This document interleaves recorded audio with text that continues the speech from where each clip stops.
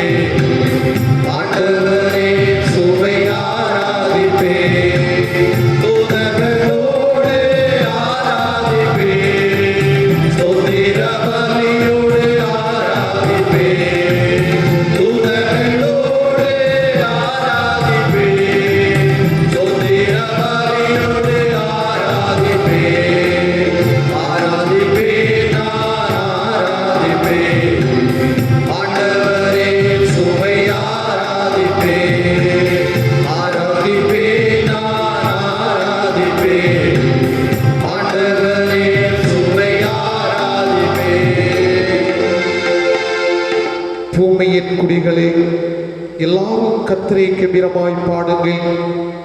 மகிழ்ச்சியோடே கர்த்தருக்கு ஆராதனை செய்து ஆனந்த சத்தத்தோடே அவர் சன்னதி முன் வாருங்கள். இது கர்த்தர் உண்டு பண்ணினார், இதிலேயே களி கூர்ந்து மகிழ கடவோம். தேவன் ஆவியாயிருக்கின்றார். அவரை தொழுது கொள்ளுகின்றவர்கள் ஆவியோடும் உண்மையோடும் அவரை தொழுது கொள்ள வேண்டும். இறைவேண்டல் செய்வோம். மகா பரிசுத்தமும் மட்டில்லாத கிருபையும் மிகுந்த இரக்கமும் நிறைந்த நல்ல ஆண்டவரே, மகிழ்ச்சிகரமான ஆசீர்வதிக்கப்பட்டு இந்த ஓய்வு நாளில் இந்த வேலைக்காக ஆண்டவருக்கு ஸ்தோத்திரம் செலுத்துகின்றோம். நாங்கள் உமக்கு நன்றி சொல்லுகின்றோம்.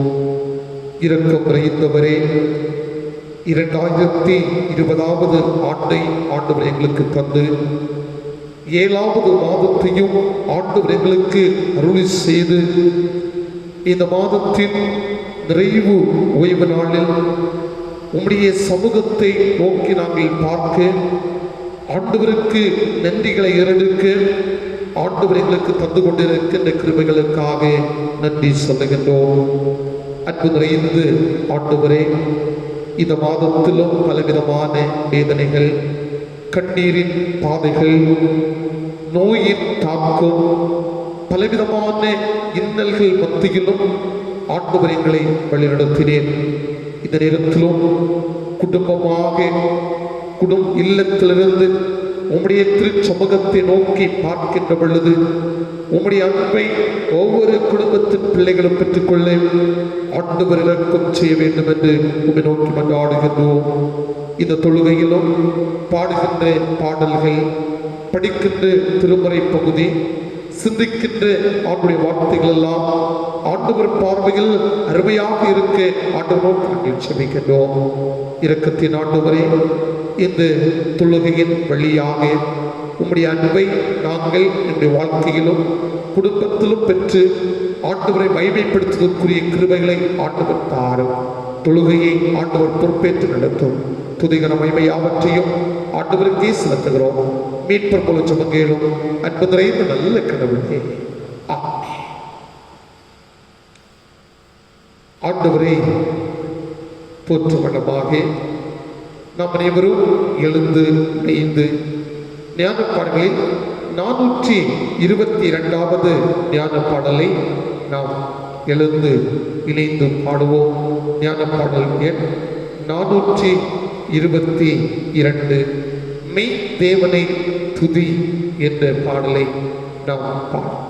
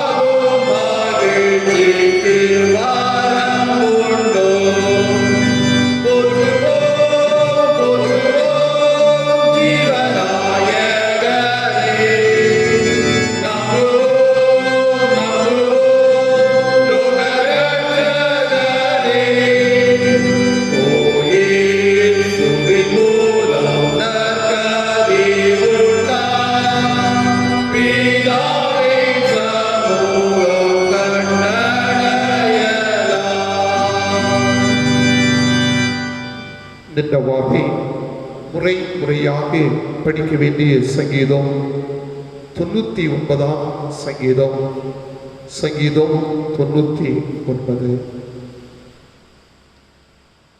கர்த்தர் ராஜரீகம் பண்ணுகிறார், ஜனங்கள் தத்தளிப்பார்களாக. அவர் கேருபைகளின் மத்தியில் வீற்றிருக்கிறார், பூமி அசைவதாக. கர்த்தர் சீயோனில் பெரியவர், அவர் எல்லா ஜனங்கள் மேலும் உயர்ந்தவர். மகத்துவமும் பயங்கரமுமான உமது நாமத்தை அவர்கள் துதிப்பார்களாக. அது பரிசுத்தம் உள்ளது. ராட்சாவின் வல்லமை நீதியில் பிரியப்படுகிறது. தேவரே நியாயத்தை நிலைநிறுத்துகிறேன். நீர் யாக்கோபில் நியாயமும் நீதியும் செய்கிறேன். நம்முடைய தேவனாகிய கர்த்தரை உயர்த்தி அவர் பாதப்படியிலேயே படியுங்கள். அவர் பரிசுத்தம் உள்ளவர். அவருடைய ஆசாரியரால் மோசேயும் ஆரோனும் அவர் நாமத்தை பற்றி கூப்பிடுவர்களில் சாமுவேலும் கர்த்தரை நோக்கி கூப்பிட்டார்கள். அவர் அவர்களுக்கு மறு உத்தரவு அருளினார். மேக ஸ்தம்பத்திலிருந்து அவர்களோட பேசினார். அவர்கள் அவருடைய சாட்சி பிரமாணங்களையும் அவர் தங்களுக்கு கொடுத்த கட்டளையையும் கை கொண்டார்கள். எங்கள் தேவனாகிய கர்த்தாவே, நீர் அவர்களுக்கு உத்தரவு அருளினீர். நீர் அவர்கள் கிரிகள் நிமித்தம் நீதி சரிக்கட்டின போதிலும் அவர்களுக்கு மன்னிக்கிற தேவனாய் வந்தே. அனைவரும் இணைந்து சொல்லுவோம். நம்முடைய தேவனாகிய கர்த்தரை உயர்த்தி நம்முடைய பரிசுத்த பர்வதத்திற்கு நேராக பணியுங்கள். நம்முடைய தேவனாகிய கர்த்தர் பரிசுத்தம் உள்ளவர்.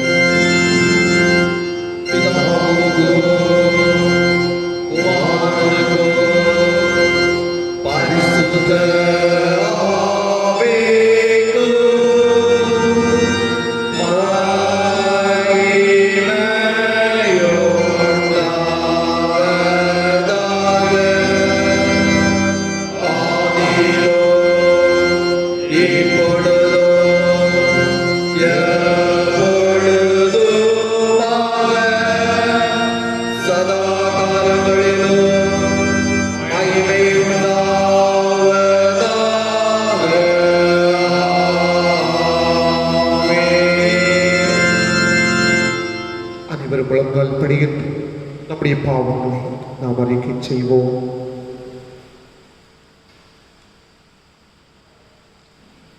அன்பர்களே, ஆண்டவரை தரிசிக்கும்படியாக ஒவ்வொருவரும் ஒவ்வொரு குடும்பத்தாரும் நம்முடைய இல்லங்களில் இருந்து ஆண்டவரை நோக்கி பார்க்கின்றோம். இந்த நேரத்திலேயே நம்மை ஆண்டவர் சமூகத்தில் ஒப்பு கொடுப்பது நம்முடைய கடமையாக இருக்கிறது. ஏனென்று சொன்னால், கடந்து வந்த காலங்களை நாம் எண்ணி பார்க்க வேண்டும். நாம் இந்த உலகத்திலேயே ஆண்டவரால் படைக்கப்பட்டது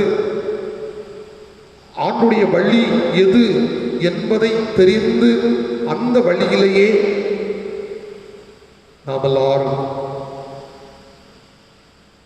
செயல்படுவதற்காக. ஆனால் நம்முடைய வாழ்வு முறைகள், நம்முடைய செயல்பாடுகள் ஆண்டவருக்கு பிரியம் இல்லாத ஒரு வாழ்வாக அமைந்திருக்கிறது. ஆண்டவரே, என்னை நீர் மன்னியும் என்று ஆண்டவர் சமூகத்தில் நம்மை அர்ப்பணம் செய்ய வேண்டும். சங்கீதக்காரன் தெளிவாக தன்னுடைய பாவங்களை அறிக்கை செய்தார். தேவனே, உமது கிருபையின் படி எனக்கு இறங்கும், உமது மிகுந்த இரக்கங்களின்படி என் மீறுதல்கள் நீங்க என்னை சுத்திகரியும் என்று சொன்ன தேவனமாக ஆண்டவரையே நோக்கி பார்த்து கொண்டிருக்கின்ற நாம் நம்மை சுத்திகரிக்கும்படி ஆண்டவர் சமூகத்தில் நம்முடைய பாவங்களை நாம் அறிக்கை செய்வது நம்முடைய கடமையாக என்று சொன்னால், நம்மை சுத்திகரிப்பதற்கு ஆண்டுடைய இரத்தம் மட்டுமே என்பதை நாம் புரிந்து கொள்ள வேண்டும். நமக்காக, நம்முடைய பாவங்களுக்காக ஆண்டவர் இயேசு தன்னை சிலுவையில் ஒப்புக் கொடுத்தார். ஆண்டவர் இந்த நேரத்திலேயே நம்மை அழைக்கின்றார். மகனே, மகளே, உனக்காக நான் என்னுடைய இரத்தத்தை சிந்தினேன். என்னுடைய சமூகத்தை நீ தரிசிக்கின்ற பொழுது, என்னை நீ நோக்கி பார்க்கின்ற பொழுது, பாவங்களை அறிக்கை செய்கின்ற பொழுது, நான் உன் பாவத்தை மன்னிப்பேன். மகிழ்ச்சி நிறைந்து அனுகூலத்தை தருவேன். சந்தோஷமும் மகிழ்ச்சியும் உன்னுடைய வாழ்க்கையில், உன்னுடைய குடும்பத்தில் நான் கேட்கும்படி செய்வேன் என்று சொல்லி ஆண்டவர் நம்மை அழைக்கின்றார். ஆகவே இந்த நேரத்திலேயே ஆண்டவரே, என்னுடைய நெஞ்சு கரை பிடித்திருக்கிறது. அந்த கரையை போக்குவதற்கு, அதை மாற்றி அமைப்பதற்கு இந்த நேரத்தில் உம்மை நோக்கி பார்க்கின்றேன். என்னை தள்ளிவிடாமல் உம்முடைய பிள்ளையாக என்னை மாற்றும் என்று சொல்லி ஆண்டவர் சமூகத்தை நோக்கி பார்க்க நாம் இந்த நேரத்திலேயே அழைக்கப்படுகின்றோம். நண்பர்களே, சங்கீதக்காரன் சொன்னாரே, நீர் என்னை ஈசோப்பினால் சுத்திகரியும், அப்பொழுது நான் சுத்தமாவேன். என்னை கழுவியலும், அப்பொழுது நான் உறைந்த மலையிலும் வெண்மையாவேன் என்று சொல்லி, அப்படிப்பட்ட ஒரு தன்மையோடு என்னுடைய பாவங்கள் மாறும். இது நான் சுத்திகரிக்கப்படுவதற்கு ஆண்டவரை என்னை ஆயத்தப்படுத்த என்று சொல்லி ஆண்டவர் சமூகத்திலேயே நம்மை ஒப்புக் கொடுக்கும் விதமாக ஆண்டவர் நம்முடைய பாவங்கள் அனைத்தையும் மன்னிக்கும்படியாக,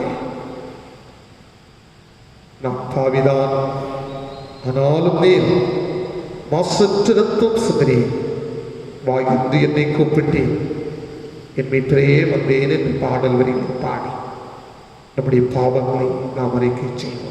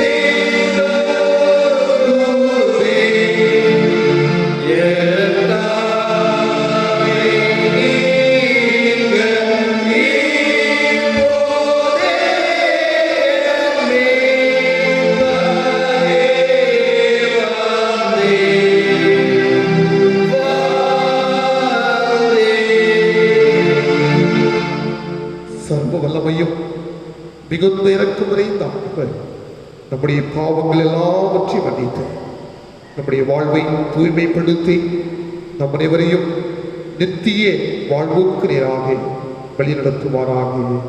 ஆமென். பாவங்களை அறிக்கைச்சிதனால் ஆண்டவருக்கு நன்றி செலுத்துவது நம்முடைய கடமையாக இருக்கிறது. இவர்களே, ஆண்டவர் இந்த 7வது மாதத்தை நம்முடைய வாழ்விலேயே தந்து இந்த மாதத்தில் நம்மை கண்மணி போல பாதுகாத்து பராமரித்து வாழ்வுக்குரிய குடும்பத்திற்குரிய அனைத்து நன்மைகளையும் ஆண்டவர் நமக்கு தந்து நன்மையினாலும் கிருபையினாலும் நம்மை வழிநடத்தினாரே. ஆண்டவருக்கு நாம் நன்றி செலுத்த கடமைப்பட்டிருக்கின்றோம். கொரோனா வைரஸ் மக்களை அச்சுறுத்தி கொண்டிருக்கின்ற இந்த காலகட்டத்தில் ஆண்டுடைய கிருபை நம்மை தாங்கினது. நம்மை ஆண்டவர் ரட்சித்து அவருடைய பாதையில் வழிநடத்தி இருக்கின்றாரே. ஆண்டவருக்கு நாம் நன்றி செலுத்துவோம். நம்முடைய குடும்பத்தை சார்ந்த அன்புக்குரிய பிள்ளைகள் பள்ளி நிமித்தமாக கல்விகளை நிமித்தமாக தூரமான இடத்தில் இருக்கின்றார்கள். அன்புக்குரிய பிள்ளைகளிடமிருந்து நல்ல செய்தியினை குடும்பத்தாராகிய நாம் பெற்றுக்கொள்வதற்கு ஆண்டவர் கிருபையாக இருந்தாரே. அன்புக்குரிய பிள்ளைகளையும் ஆண்டவர் கண்மணி போல பாதுகாத்திருக்கின்றாரே. ஆண்டவருக்கு நாம் நன்றி செலுத்துவோம். நண்பர்களே, இயற்கையை ஆண்டவர் சாதகமாக்கி ஆண்டவர் தந்து மழைக்காக ஆண்டவருக்கு நாம் நன்றி செலுத்துவோம். நாம் மேற்கொண்ட பயணங்களை ஆண்டவர் நம்முடைய வாழ்க்கையிலேயே ஆசீர்வாதமாக்கி தந்தார். ஆண்டவருக்கு நாம் நன்றி செலுத்துவோம். நண்பர்களே, இந்த மாதத்தின் கடைசி ஓய்வு நாளிலும் ஆண்டவர் சமூகத்தில் இல்லங்களிலிருந்து குடும்பமாக ஆண்டவரை வழிபடுவதற்கு ஆண்டவர் கிருபையாக இருக்கின்றார். ஆண்டவருக்கு நாம் நன்றி செலுத்துவோம். தொடர்ந்து ஆண்டவருடைய வாழ்க்கையிலும் குடும்பத்திலும் பெற இருக்கின்ற நன்மைகளை நினைத்து ஆண்டவருக்கு நன்றி செலுத்தும் வண்ணமாக நாம் எல்லாரும் இணைந்து நன்றியோடு நான் துதி பாடிடும் என்று அந்த பாடலின் முதல் சரணத்தை பாடி ஆண்டவரை நாம் மகிமைப்படுத்துவோம்.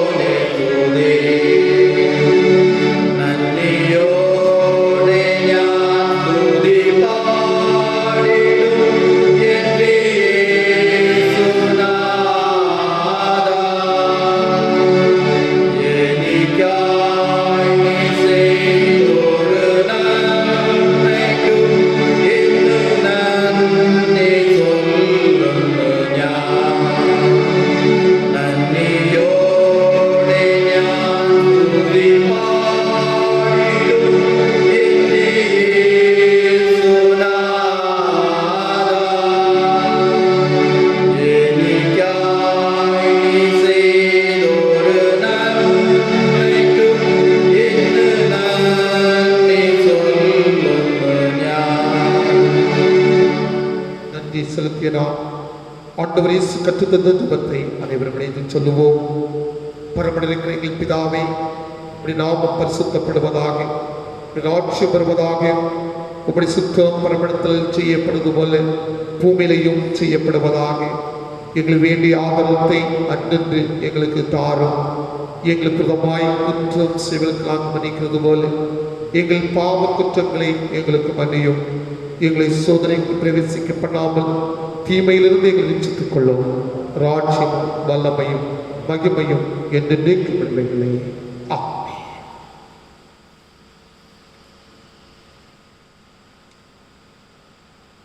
இந்த நாளிலும் படிக்க வேண்டிய திருமறை பகுதி தூய மாற்கு என்பவர்களது நற்செய்தி நூல் அதிகாரம் 2 வசனங்கள் 1 தொடங்கி 12 வசனங்கள் முடிய.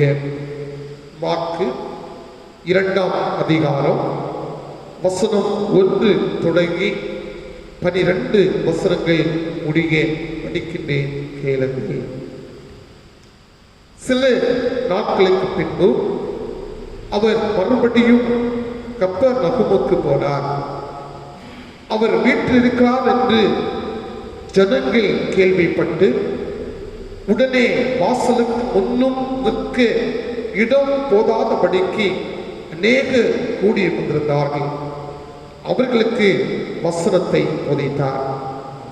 அப்பொழுது 4 பேர் ஒரு திமிர்வாதக்காரனை சுமந்து கொண்டு அவரிடத்தில் வந்தார்கள்.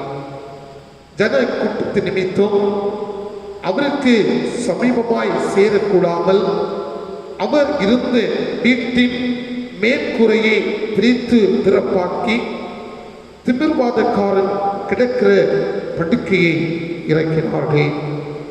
இயேசு அவர்கள் விசுவாசத்தை கண்டு திமிர்வாதக்காரனை நோக்கி, மகனே, உன் பாவங்கள் உனக்கு மன்னிக்கப்பட்டது என்றார்.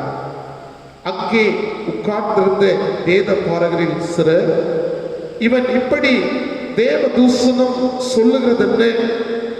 தேவன் ஒருவரே அன்றி பாவங்களை மன்னிக்க தக்கவர் யார் என்று தங்கள் இருதயங்களில் சிந்தித்துக் கொண்டிருந்தார்கள்.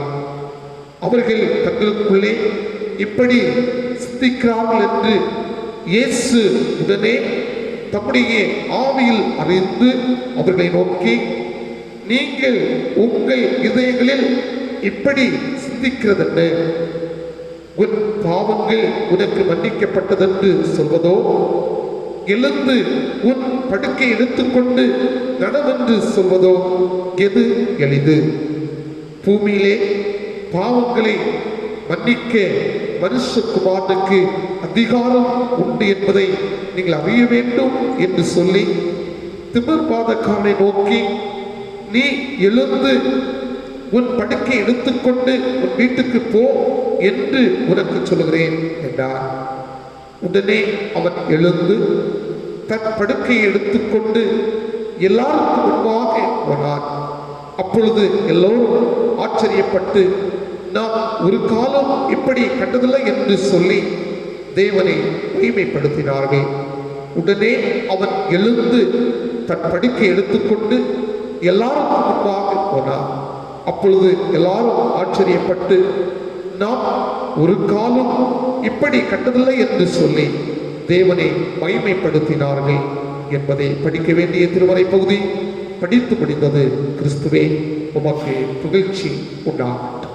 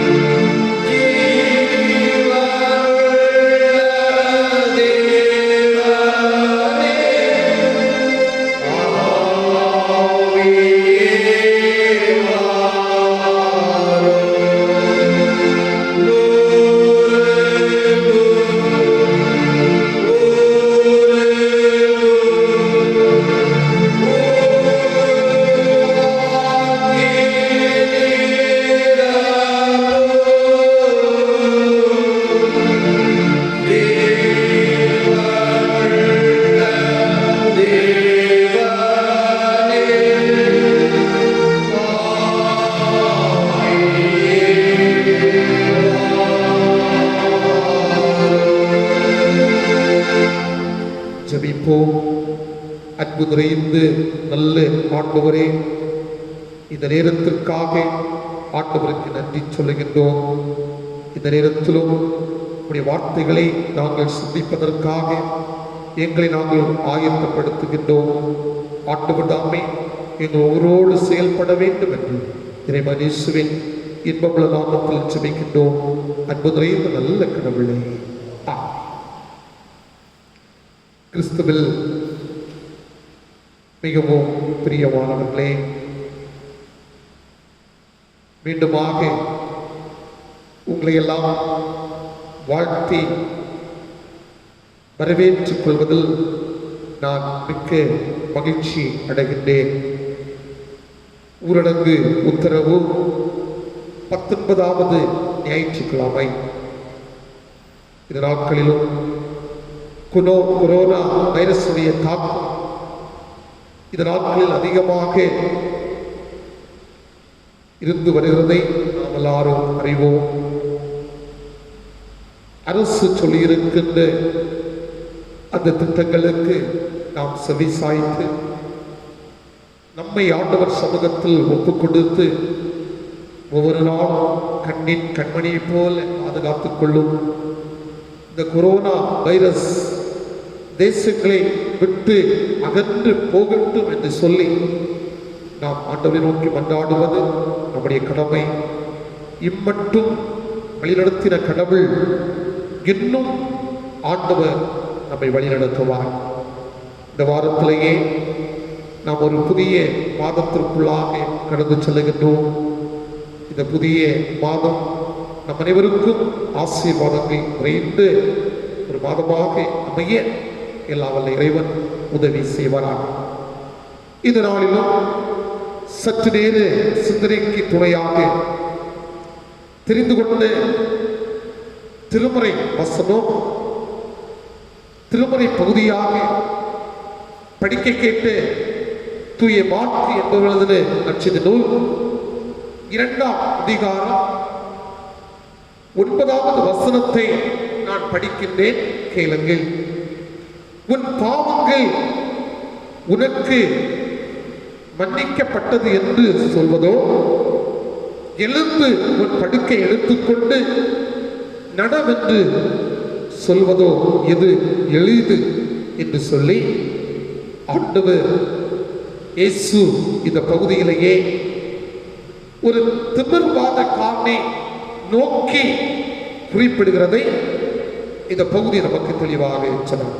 நண்பர்களே, இந்த பகுதி நம் அனைவருக்கும் அறிமுகமான ஒரு பகுதியாகத்தான் இருக்கிறது.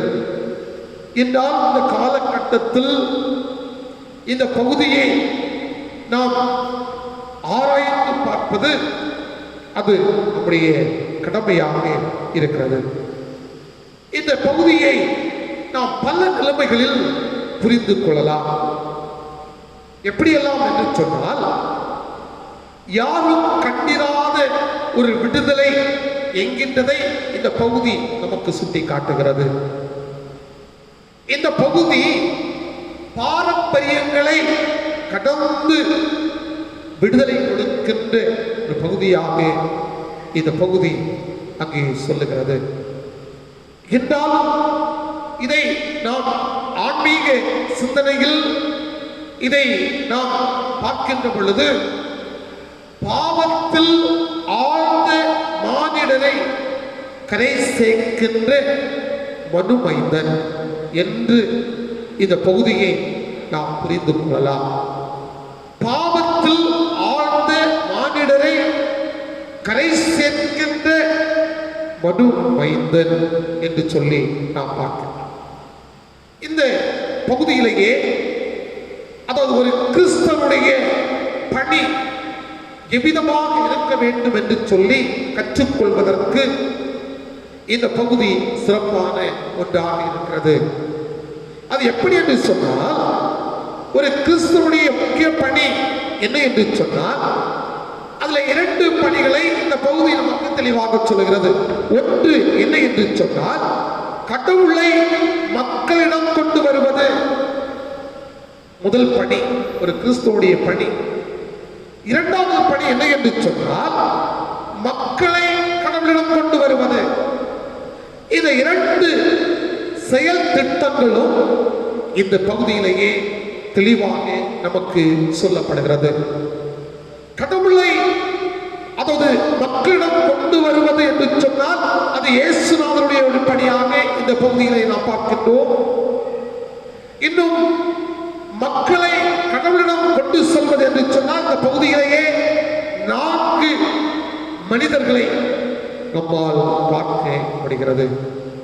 அன்புக்குரியவர்களே, இந்த அதிகாரத்தை இன்னும் நாம் பார்க்கின்ற பொழுது இந்த அதிகாரத்திலிருந்து நாம் தெளிவாக பார்க்க முடிகிறது, இயேசுநாதருக்கும் அவருக்கு எதிராக இருந்த மக்களுக்கும் பிரச்சனை ஆரம்பிக்கிறது என்று சொல்லி இந்த பகுதி நமக்கு தெளிவாக சொல்கிறது.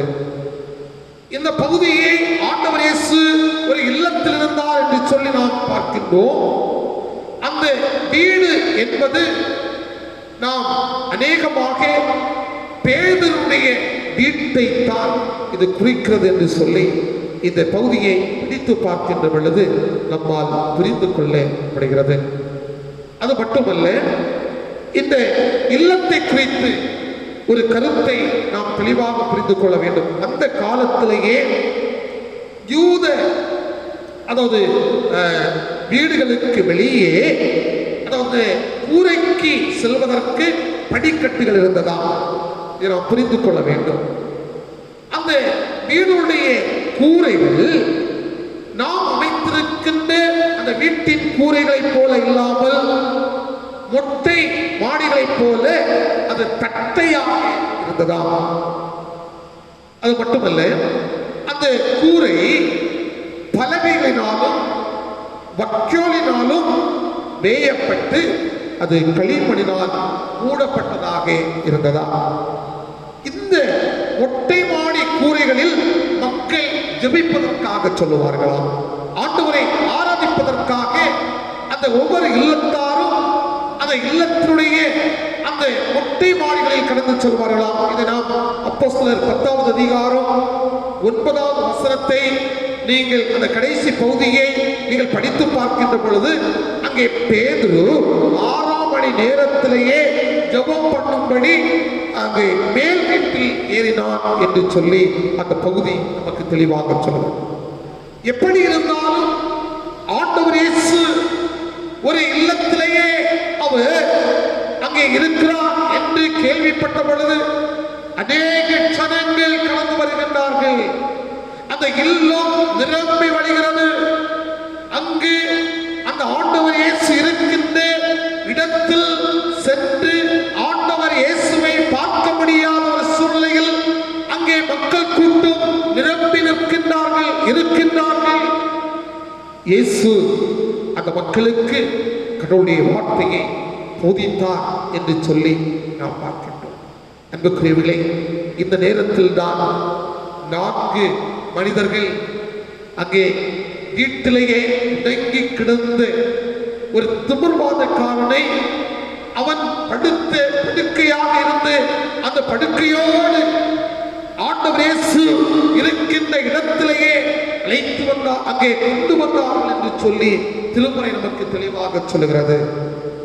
அன்புக்குரியவர்களே, இந்த பகுதியை நாம் படித்து பார்க்கின்ற பொழுது நாம் புரிந்து கொள்ள வேண்டும் என்ன என்று சொன்னால், அந்த 4 மனிதருடைய பற்றுறுதி, அந்த 4 மனிதருடைய விசுவாசம், அந்த 4 மனிதர்களும் இதோ எங்களோடு வாழ்வு பெற வேண்டிய இந்த மனிதன் இப்பொழுது தன்னுடைய இல்லத்திலேயே முடங்கி கிடக்கின்றானே என்கின்ற ஒரு எண்ணத்தோடு ஆண்டவர் இயேசு இவரை குணமாக்குவார் என்கின்ற ஒரு நம்பிக்கையோடு அவரை எடுத்து சென்று ஒரு சூழலை நாம் நேரத்திலேயே எண்ணி பார்க்க வேண்டும்.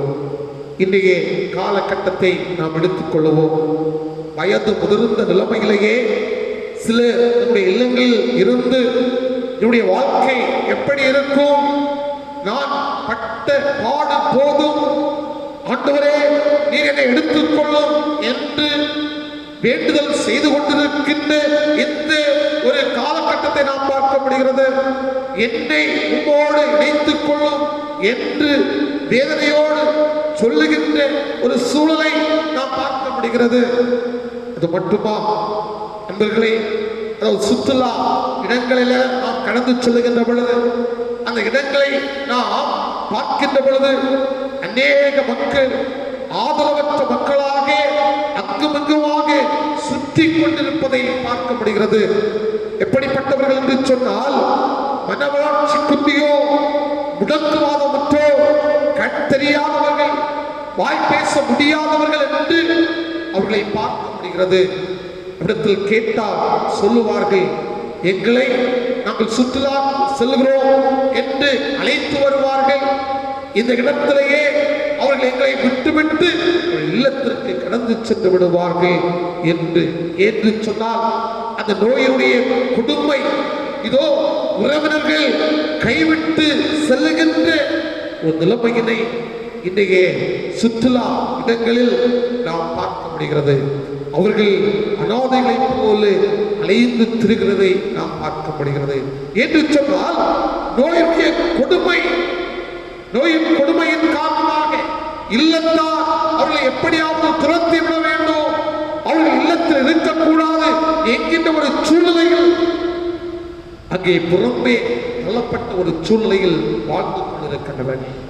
அப்படிப்பட்ட ஒரு நிலைமையில் அங்கே இருந்த ஒரு மனிதன் இந்த நேரத்திலேயே சுகத்தை பெற்றான் என்று சொல்லி இந்த பகுதி நமக்கு தெளிவாக சொல்லுகிறது. அந்த நிலைமையை இந்த நாளிலேயே நாம் சிந்திக்க கடமைப்பட்டவர்களாக இருக்கின்றோம். முதலாவதாக இந்த பகுதியை நாம் தெளிவாக படித்து பார்க்கின்ற பொழுது அந்த சமுதாயத்தில் வாழ முடியாத மனிதன் அந்த திரும்பாதக்காரன். அன்புக்குரியவர்களே, மாற்கு 2வது அதிகாரம் 3வது வசனத்தின் கடைசி பகுதி நமக்கு தெளிவாக நாம் பார்க்கின்றோம். திமிர்வாதக்காரனை சுமந்து கொண்டு அவனத்தில் வந்தார்கள். அங்கே சுமந்து கொண்டு வந்தார்கள் என்று சொன்னால் இந்த சமுதாயத்திலேயே வாழ முடியாத மனிதன், சமுதாயத்தில் மக்களோடு உறவாட முடியாத ஒரு சூழல். இந்த நேரத்தில் நாம் இன்றைய கால சூழ்நிலையை நாம் சிந்தித்து பார்க்க வேண்டும். கொரோனா வைரஸ் தாக்கம், இந்த தாக்கத்தில் பாதிக்கப்பட்டிருக்கின்றவர்களை நாம் தனிமைப்படுத்தி விட வேண்டும் என்கின்ற ஒரு சூழ்நிலையில் இன்றைய காலகட்டத்தில் நாம் இருந்து கொண்டிருக்கின்றோம்.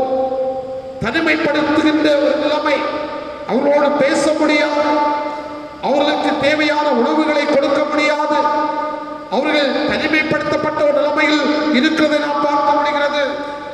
அன்புக்குரியவர்களே, சமுதாயத்தில் சமுதாய மக்களோடு இல்லத்தாரோடு வாழ முடியாத ஒரு சூழ்நிலையை இன்றைய காலகட்டத்தில் அந்த பலவீனத்தால் தாக்கப்பட்டவர்கள் தன்னுடைய வாழ்க்கையிலேயே அனுபவித்துக் கொண்டிருக்கிறதை நாம் பார்க்க முடிகிறது. சமீபத்தில் கூட ஒரு கிராமத்தை சார்ந்தவர்கள் விதமாக சொன்னார்கள், ஒரு மனிதன் இந்த வைரஸினால் பாதிக்கப்பட்டு இந்த என்னுடைய கிராமத்தில் இருக்கிறார், நாங்கள் அரசுக்கு தகவல் கொடுத்தோம், ஆனால் அவரை பிடிப்பதற்காக கடந்து வந்தார்கள், அவன் அங்கே அவர்கள் கையிலிருந்து தப்பித்துக் கொள்ளுகின்றான், ஓடிவிட்டான். ஆனால் இப்பொழுது அவனை பார்க்கின்ற பொழுது எங்களுக்கு பயமாக இருக்கிறது, அவரோடு பேசுவதற்கு நாங்கள் அச்சப்படுகின்றோம் என்கின்ற ஒரு சூழ்நிலையில் மக்கள் சொன்னதை இனி நாட்களில் நானும் அறிந்திருக்கின்றேன், நீங்களும் அறிந்திருக்கிறீர்கள். ஆகவே இப்படிப்பட்ட ஒரு சூழ்நிலையில் வாழ்ந்து கொண்டிருக்கின்ற ஒரு காலகட்டத்தில் நாம் எல்லாரும் வைக்கப்பட்டிருக்கின்றோம். இது என்று மட்டுமல்ல, அன்றைய காலத்திலும் விதமான ஒரு சூழ்நிலையில் தான் மக்கள் வாழ்ந்து கொண்டிருக்கின்றார்கள். திருமறை நமக்கு தெளிவாக சொல்லுகிறது. ஆனால் அன்றைய காலகட்டத்திலும் இன்றைய காலகட்டத்திலும் அந்த மனிதர்களை குறித்து நோயினால் அவதிப்படுகின்ற அந்த மனிதர்களை குறித்து என்ன சொல்லுவார்கள்? இவன் பாவத்தினால் வந்த நோய், இவன் இவருடைய பெற்றோர் செய்த பாவத்தினால் இவருடைய வாழ்க்கையில் நோய் என்று அப்படிப்பட்ட ஒரு தரம் தாழ்த்தி பேசுகின்ற ஒரு காலம். இவன் செய்த தவறினால் ஆண்டவர் கொடுத்த தண்டனை, அது அந்த காலத்திலும் அமிதமாகத்தான் மக்கள் சொன்னார்கள், இந்த காலத்திலும் அமிதமாகத்தான் மக்கள் சொல்லுகிறார்கள். ஆகவே அவனை விட்டு பிரிந்து வாழக்கூடிய ஒரு சூழ்நிலையில் மக்கள் இன்றைய காலகட்டத்தில் வாழ்ந்து கொண்டிருக்கிறார்கள். அவர்களுக்கு ஆறுதலாக இருக்கின்றவர்கள், அவருடைய வாழ்வோடு இணைத்து கொள்ள வேண்டிய ஒரு சூழல் இருக்கின்றவர்கள், இதோ அப்படிப்பட்ட விலகினத்தோடு வாழக்கூடிய அந்த மக்களை அங்கே தனிமைப்படுத்தி விடுகின்ற ஒரு காலகட்டத்தை இன்றைய காலகட்டத்தில் நாம் பார்க்கிறோம். சமுதாயத்தில் வாழ முடியாத ஒரு மனிதனுக்கு இப்பொழுது ஆண்டவர் இயேசு இரக்கம் செய்கிறார். அவனோடு ஆண்டவர் பேசுகின்றார். அவனோடு அங்கே தன்னுடைய வாழ்க்கையை, அங்கே வாழ்க்கை முறையை அங்கே சொல்லிக் கொடுத்து, இனிமேல் நீ இப்படிப்பட்ட ஒரு நிலைமையில் இருக்க வேண்டாம் என்கின்ற ஒரு சூழ்நிலையில் அவனை சமுதாயத்தில் மக்களோடு வாழக்கூடிய ஒரு சூழ்நிலையை ஆண்டவர் இயேசு கொடுத்தார் என்று சொல்லி இந்த பகுதியிலேயே நாம் பார்க்கின்றோம். அன்புக்குரியவர்களே, இந்த நாட்களிலும் நாம் ஒருவேளை அப்படிப்பட்ட ஒரு சூழ்நிலையில் நம்மை நினைத்துக் கொள்ளலாம். நான் எந்த மக்களோடு வாழக்கூடிய ஒரு சூழ்நிலையில் நான் அமர்ந்திருக்கின்றேனா, இல்லை என்று சொன்னால் என்னை அவர்கள் ஒதுக்கி வைக்கின்ற ஒரு சூழ்நிலையில் இருக்கின்றேனா? அநேக குடும்பத்தார் சொல்லுவார்கள், என்னை குடும்ப உறுப்பினர்கள் என்னுடைய குடும்பத்தை ஒதுக்கி வைத்து விட்டார்கள், அவர்களோடு பேசுவதற்குரிய வாய்ப்பு எனக்கு இல்லை, அவர்களோடு இணைந்து என்னுடைய கடமைகளை செய்வதற்குரிய சூழ்நிலைகள் இல்லை என்று சொல்லி இதே காலகட்டத்திலேயே மனிதர்கள் தன்னுடைய வாழ்வை குறித்து சொல்லிக் கொண்டிருக்கிறதை பார்க்க முடிகிறது. ஆனால் ஆண்டவர் இயேசு அவர்களோடு கூட இருக்கின்றார், அவர்களோடு கூட ஆண்டவர் செயல்படுகின்றார் என்பதை நாம் எண்ணி பார்க்க வேண்டும்.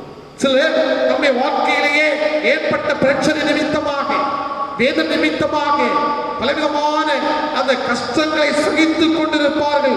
அவர்களுக்கு தேவையான உதவிகளை மேற்கொள்வதற்கு யாருமே கடந்து வர மாட்டார்கள். ஆனால் அப்படிப்பட்ட ஒரு சூழ்நிலையில் வாழ்ந்து கொண்டிருக்கின்ற மக்களுக்கு ஆண்டவர் ஆறுதலாக இருக்கின்றார் என்பதை இந்த பகுதி நமக்கு தெளிவாக சுட்டிக்காட்டுகிறது.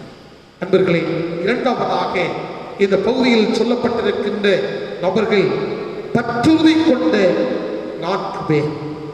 பற்றுறுதி கொண்ட 4 பேர் இந்த பகுதியிலேயே அங்கே சொல்லப்படுகிறார்கள்.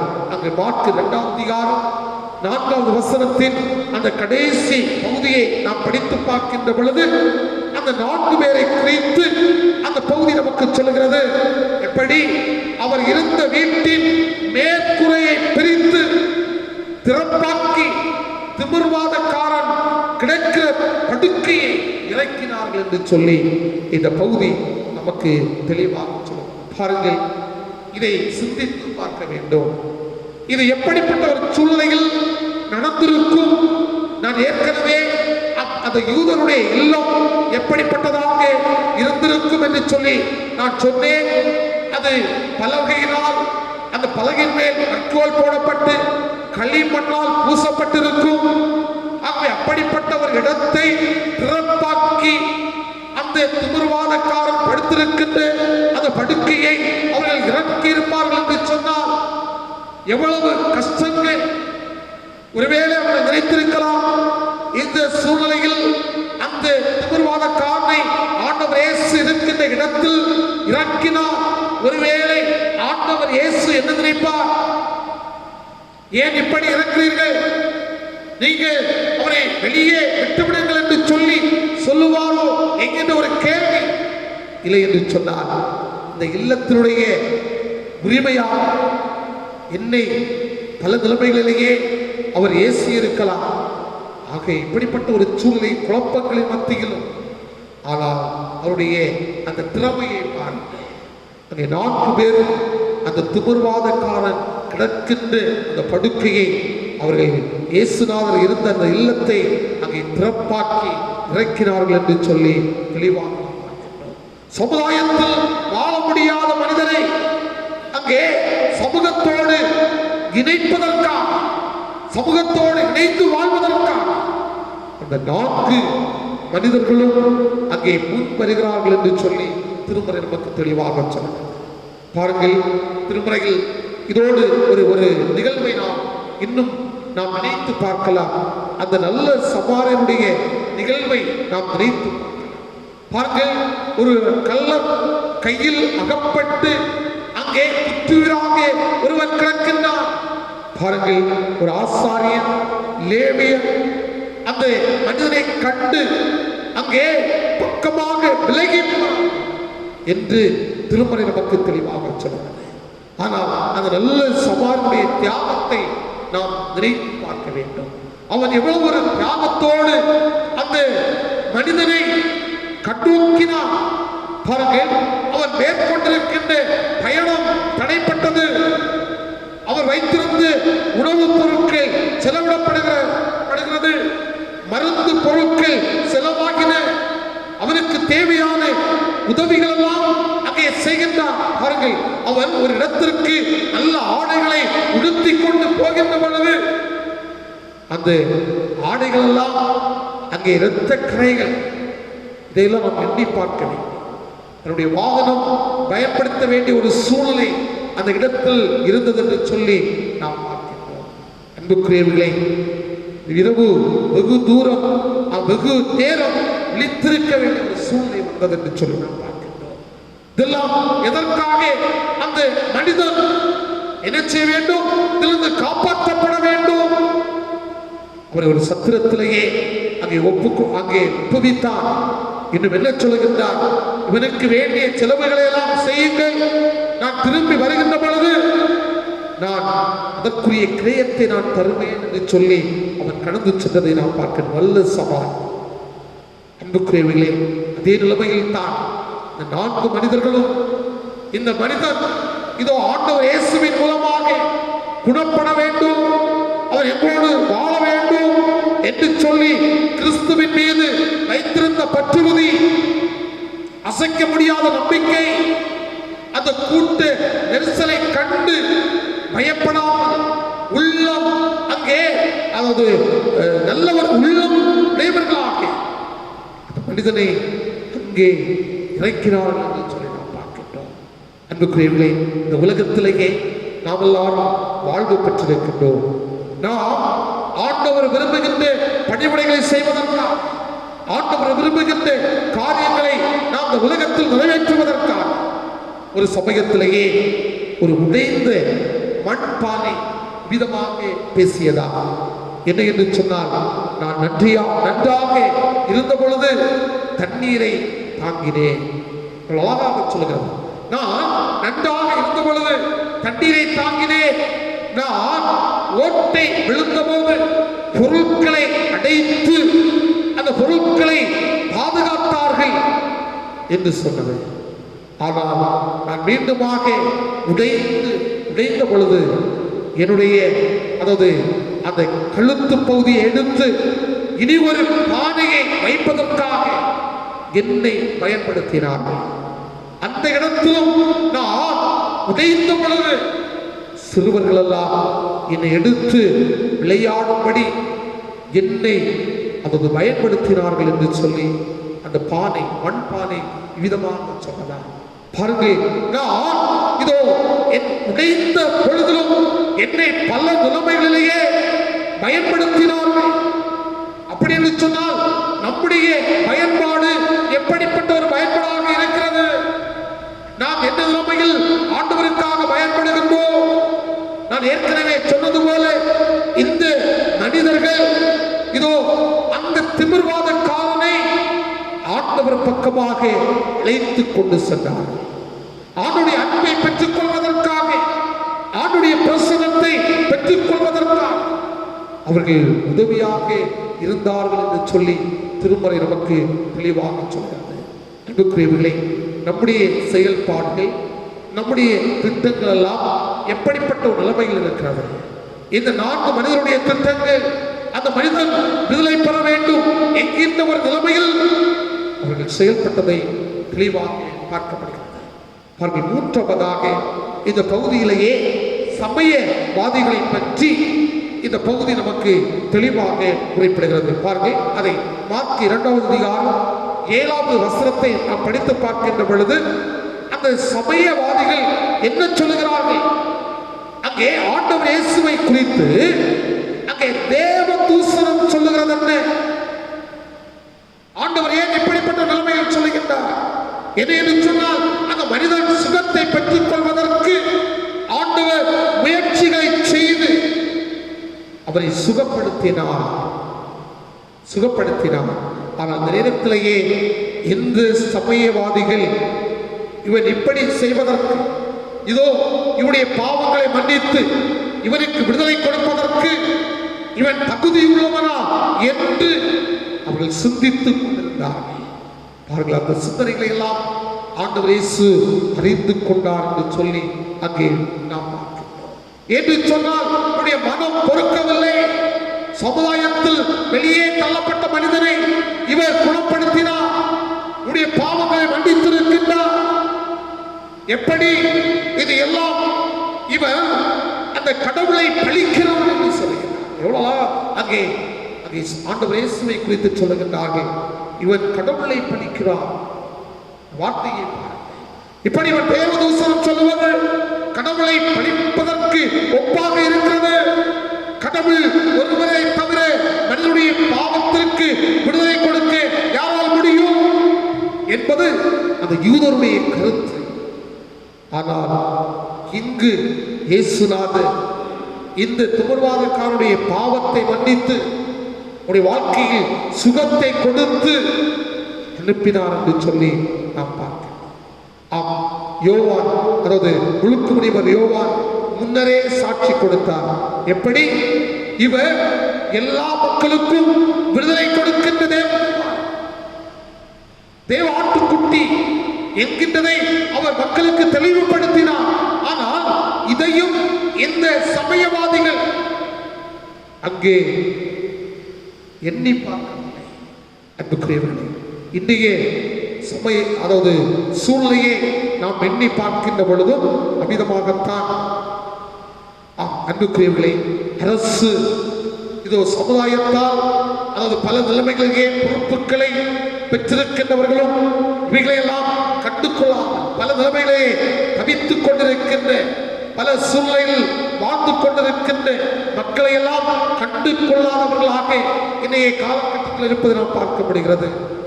பாருங்கள், இன்று கூட இந்த கொரோனா வைரஸ் நிமித்தமாக தாக்கப்பட்டு அங்கே பல நிலைமையில் தனிமைப்படுத்தப்பட்டிருக்கின்ற மக்கள் தங்களுக்கு தேவையான மருத்துவ முறைகளை பெற்றுக்கொள்ள முடியாமல், தங்களுக்கு தேவையான உணவுப் பொருட்களை பெற்றுக்கொள்ள முடியாமல் பல நிலைமைகளிலேயே கஷ்டப்படுகிற துயரப்படுகின்ற சூழ்நிலைகளை இன்று நம்முடைய கண்ணால் நாம் பார்க்கின்றோம். அவர்களை கண்டுகொள்ளாத சூழ்நிலை. நம்முடைய குடும்ப உறுப்பினர்களுக்கு சொல்லுகின்றார்கள், எங்களை யாருமே கண்டுகொள்ள முடியவில்லை, எங்களுக்கு தேவையான உணவுகளை தரவில்லை, எங்களுக்கு தேவையான மருத்துவ முறைகளை அவர்கள் செய்யவில்லை. டாக்டர்களை கேட்டால் நாங்கள் இனி ஒருவரை பார்க்க செல்லுகின்றோம், அதை முடித்துவிட்டு வருகிறோம் என்று சொல்லிவிட்டு செல்லுகின்றார்கள். இதுவரையிலும் வரவில்லை என்கின்ற வேதனையான கருத்தை சொல்லுகின்றார். அதே நிலைமைகள் தான் எங்கும் அவர் தன்னுடைய சுகத்தை பெற்றார், அவருடைய பாவங்கள் மன்னிக்கப்பட்டது. இது எப்படிப்பட்ட ஒரு சூழ்நிலைமையில் என்று அந்த தலைவர்கள் பொறுக்க முடியாதவர்களாக அங்கே வாழ்ந்து கொண்டிருக்கின்றார்கள் என்று சொல்லி நாம் பார்க்கின்றோம். அன்புக்குரியவர்களே, நான்காவதாக நாம் பார்க்கின்ற பொழுது பாவங்களை மன்னிக்கின்ற மனு மைந்தனை குறித்து இந்த பகுதி நமக்கு தெளிவாக வலியுறுத்துகிறதை இந்த பகுதியிலேயே நாம் பார்க்கப்படுகிறது. மார்க் 2வது அதிகாரம் இந்த 10வது வசனம், பூமியிலேயே பாவங்களை மன்னிக்க மனுஷகுமாரனுக்கு அதிகாரம் உண்டு என்பதை செய்ய வேண்டும், நீங்கள் அறிய வேண்டும் என்று சொல்லி அவர்கள் அங்கே சொல்லுகிறதை நாம் பார்க்கப்படுகிறது. பாருங்கள், பாவ மன்னிப்பு வழங்கப்பட்டதை இது கடவுளுடைய சூழல் என்கின்றதை அங்கே வலியுறுத்தி யோசித்துக் கொண்டிருக்கின்றார்கள். ஆனால் நேரத்திலேயே ஆண்டவர் சொல்லுகின்றார், பூமியிலேயே பாவங்களை மன்னிக்க மனுஷகுமாரனுக்கு அதிகாரம் உண்டு என்பதை அவர் எடுத்துரைக்கிறதை இந்த பகுதியிலேயே நாம் தெளிவாக பார்க்கின்றோம். சங்கீதம் 103 அங்கே வசனம் என்ன சொல்கிறது என்று சொன்னால், அவர் உன் குற்றங்களை எல்லாம் மன்னிக்கிறார், உன் நோய்களை எல்லாம் குணமாக்குகிறார். இது நோய்களை குணமாக்குகின்றவர், ஏன் பாவங்களை மன்னிப்பதற்கு அவருக்கு அதிகாரம் இல்லையா? அன்புக்குரியவர்களே, குணமாக்குகின்ற ஆண்டவராக ஆண்டவர் இயேசு தன்னை அந்த இடத்திலேயே மக்கள் எல்லாரும் ஆச்சரியப்படக்கூடிய சூழ்நிலையில், தலைவர்கள் எல்லாம் ஆச்சரியப்படக்கூடிய சூழ்நிலையில் ஆண்டவர் இயேசு அந்த இடத்தில் செயல்பட்டார் என்று சொல்லி நாம் பார்க்கிறோம். அன்புக்குரியவர்களே, இந்த நேரத்திலேயே நாம் எண்ணி பார்க்க வேண்டும். இந்த உலகம் பாவத்திலேயே நிறைந்து நிற்கிறது. இந்த உலகத்தில் வாழ்ந்து கொண்டிருக்கின்ற மனிதர்கள் எல்லாம் பாவத்திலேயே அமிழ்ந்து கொண்டிருக்கின்றார்கள். ஆக அந்த பாவத்திலிருந்து நான் விடுதலை பெற்றுக் கொள்வதற்கு ஆண்டவர் இயேசு அதிகாரம் படைத்திருக்கின்றார். அந்த அதிகாரத்தின் மூலமாக நான் என்னுடைய பாவங்களிலிருந்து மன்னிப்பினை பெற்றுக் கொள்வதற்கு என்னை நான் ஆயத்தப்படுத்த வேண்டும். என்னுடைய வாழ்வை ஆண்டவர் சமூகத்தில் ஒப்புக் கொடுக்க வேண்டும் என்கின்ற ஒரு தன்மையில் நம்மை ஆண்டவர் சமூகத்தில் ஒப்புக் கொடுக்கின்ற பொழுது உண்மையாகவே ஆண்டவர் நம்மை ரட்சிக்கின்றார். நம்முடைய வாழ்வில் இருக்கின்ற விளையினங்களை ஆண்டவர் மாற்றுகின்றார். தேசத்தை ஆட்கொண்டிருக்கின்ற இந்த வைரஸை ஆண்டவர் முற்றிலுமாக மாற்றுகின்றார். அனைவரும் ஆண்டவரை விசுவாசிக்கின்ற பொழுது இந்த கொள்ளை நோயிலிருந்து நாம் எல்லாரும் தப்பித்துக் கொள்வோம். அன்புக்குரியவர்களே, இதையே காலகட்டத்தை நாம் எடுத்துக் கொள்ள வேண்டும். சமுதாயத்தில் நாம் வாழ முடியாத ஒரு சூழ்நிலையில் நாம் வைக்கப்பட்டிருக்கின்றோம். ஆனால் இவைகளை எல்லாம் மாற்றி அமைப்பதற்கு ஆண்டவர் இயேசு அதிகாரம் படைத்திருக்கின்றார் என்பதை நாம் இந்த நேரத்திலேயே நினைத்து பார்ப்போம். ஆண்டவரே, ஒவ்வொரு மனிதனுடைய பாவங்களையும் நீர் மன்னித்து ஒவ்வொரு மனிதர் மத்தியிலும் இரக்க வைத்து இந்த கொள்ளை நோய் தேசத்திலிருந்து முற்றிலுமாக மாறி புதிய ஒரு ஆற்றலை அனைத்து மனிதர்களும் பெற்று இந்த சமுதாயத்திலேயே அனைவரும் இணைந்து வாழக்கூடிய ஒரு சூழலை நீர் எனக்கு தாரும் என்று சொல்லி இதோ இந்த பாவத்தில் ஆழ்ந்த மானிடனை கரை சேர்த்த அந்த மனிதரை மைந்தரை நாம் நோக்கி பார்க்கின்ற பொழுது, தெய்வகுமாரனை நாம் நோக்கி பார்க்கின்ற பொழுது உண்மையாகவே ஒரு விடுதலையின் வாழ்வை ஆண்டவருடைய வாழ்க்கையிலேயே தந்து அந்த விடுதலையின் வழியில் வழிநடத்துவார் என்பதிலேயே எந்த விதமான சந்தேகமும் இல்லை. ஆகவே ஆண்டவர் சமூகத்தில் நம்மை ஒப்புக் கொடுப்போம். ஆண்டவருக்காக இந்த உலகத்தில் வாழ்வோம். ஆண்டவர் நம்மை இந்த வார்த்தைகளின் மூலமாக அனைவரையும் ஆசீர்வதித்து வழிநடத்துவாராக. நாம் அனைவரும் எழுந்து நம்முடைய விசுவாசத்தை அறிக்கை செய்வோம். வானத்தையும் பூமியை படித்து சர்வ வல்லமையுள்ள பிதாவாகிய தேவனை விசுவாசிக்கிறேன். உடைய ஒரே குமாரனாகிய நம்முடைய நாதர் இயேசு கிறிஸ்துவை விசுவாசிக்கிறேன். அவர் பரிசுத்த ஆவியினாலே கன்னிமரியால் பிறந்தார். புது விழாத்தின் காலத்தில் பாடுபட்டு சிலுவையில் இருந்து மரித்து அடக்கம் பண்ணப்பட்டு பாதாளத்தில் இறங்கினார். 3ஆம் நாள் மரித்தோருக்கு எழுந்தறினார். பரமண்டத்தில் கேறி சர்வ வல்லமையுள்ள பிதாவாகிய தேவனுடைய வலது பாசலை வீற்றிருக்கிறார். அவ்விடத்திலிருந்து நோயும் மரித்துரையும் நியாயம் தீர்க்க வருவார். பரிசுத்த ஆவியை விசுவாசிக்கிறேன். பொதுவாயிருக்கிற பரிசுத்தவையும் பரிசுவாக்குடைய ஐக்கியமும் பாவ மன்னிப்பும் மரித்தோர் உயிர்த்தெழுதலும் நித்திய ஜீவனம் என்று விசுவாசிக்கிறேன். இந்த தொழுகை நிறைவாக நாம் அனைவரும் நின்றவாறே கீர்த்தனைகளில் 131வது கீதத்தை நாம் பாடுவோம்.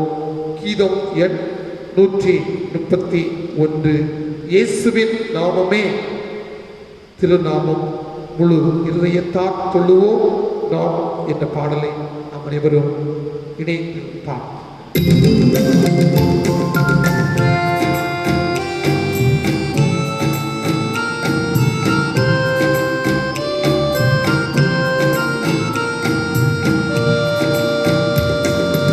Oh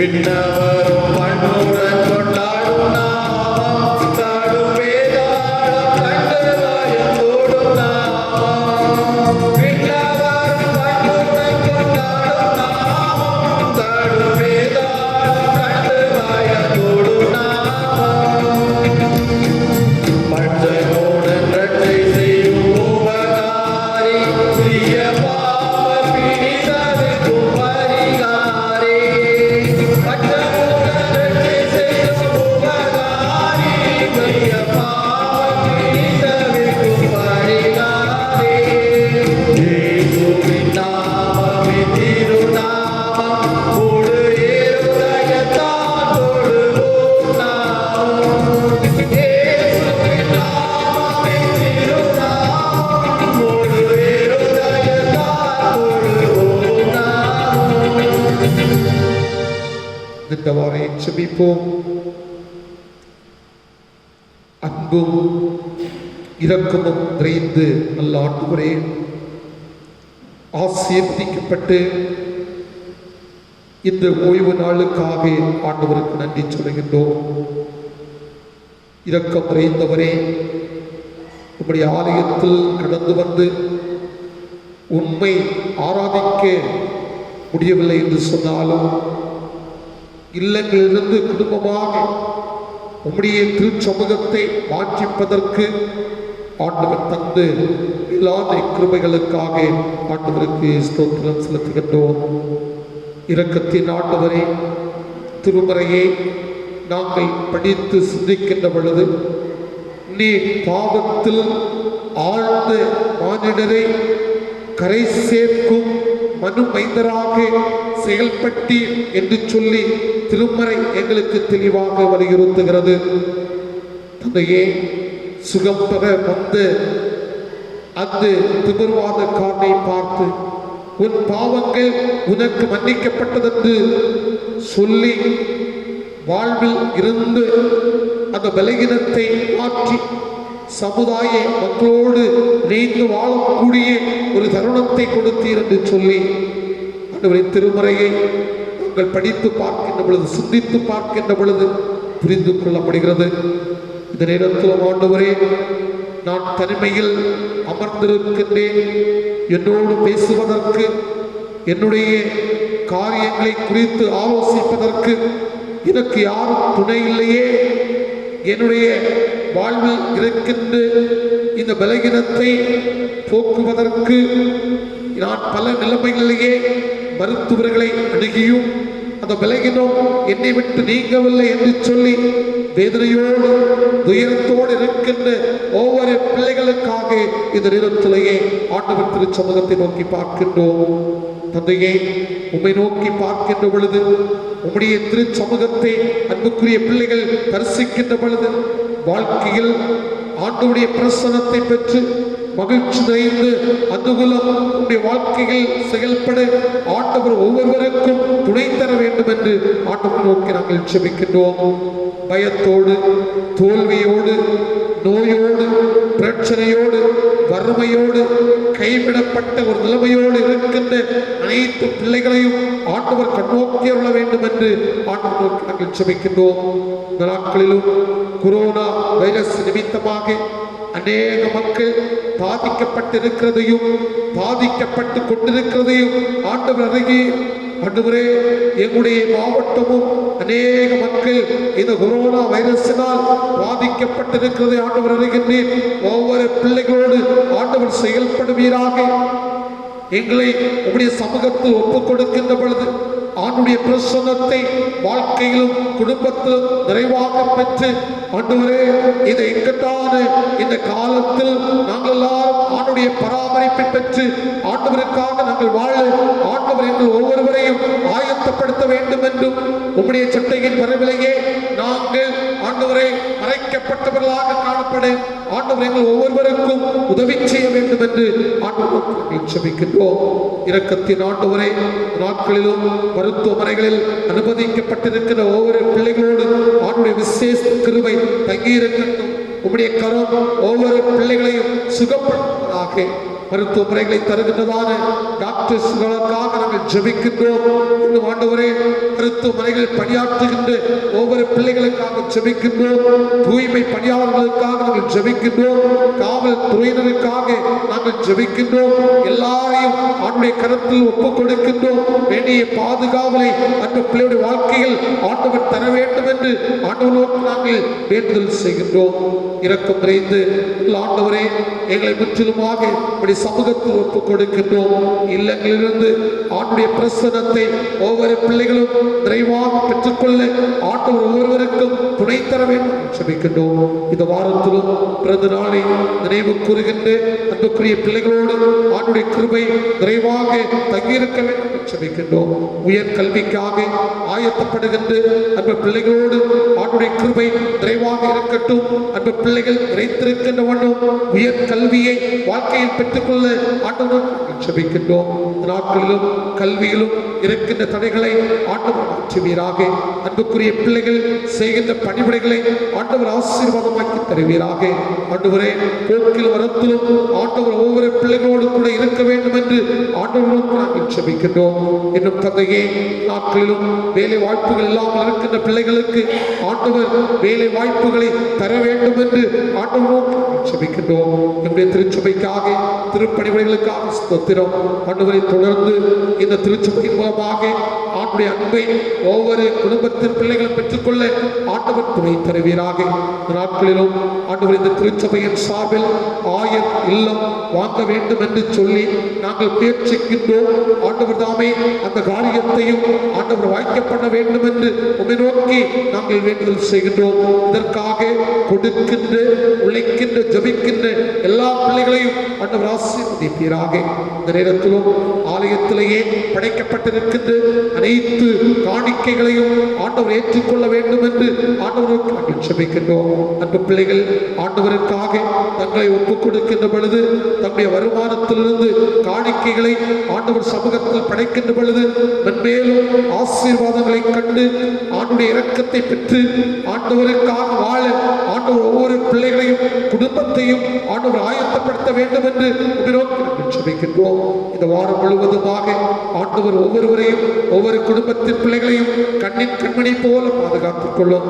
ஆண்டவர் இந்த வாரத்திலும் ஒரு புதிய மாதத்திற்குள்ளாக நாங்கள் கடந்து செல்லுகின்ற பொழுது அந்த புதிய மாதம் ஆண்டுடைய பிரசனத்தை எல்லா நாட்களிலும் பெற்றுக் கொள்ளுகின்ற ஒரு மாதமாக அமைய ஆண்டவர் துணைத்தார். எல்லாவற்றையும் ஆண்டுடைய திரு சமூகத்தில் ஒப்புக் கொடுக்கின்றோம். புதிய மகிமையாவற்றையும் ஆண்டவருக்கே செலுத்துகிறோம். மீட்பர் ஜெபங்களும் அன்பு நிறைந்த நல்ல கடவுளே, ஆமென்.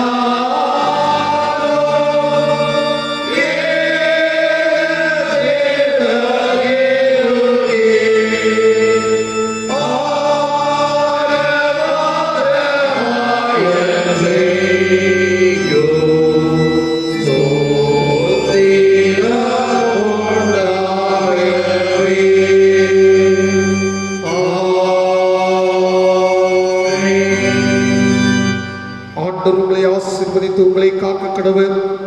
ஆண்டவர் தம்முடைய முகத்தை உங்கள் மேல் பிரகாசிக்க பண்ணி உங்கள் மேல் கிருபையாயிருக்க கடவுள். ஆண்டவர் தம்முடைய முகத்தை உங்கள் மேல் பிரசன்னமாக்கி இப்பொழுதும் எப்பொழுதும் உங்களுக்கு சமாதானம் கட்டளையிட கடவுள். ஆண்டவராகிய இயேசு கிறிஸ்துவின் கிருபையும் கடவுளுடைய அன்பும் தூய ஆவியானவரின் ஐக்கியமும் நம்மோடும் நாம் அடிவடித்து எடுக்க இருக்கின்ற புதிய மாதத்தோடும் இன்னும் என்றும் நிலைத்திருப்பதாக. ஆமென்.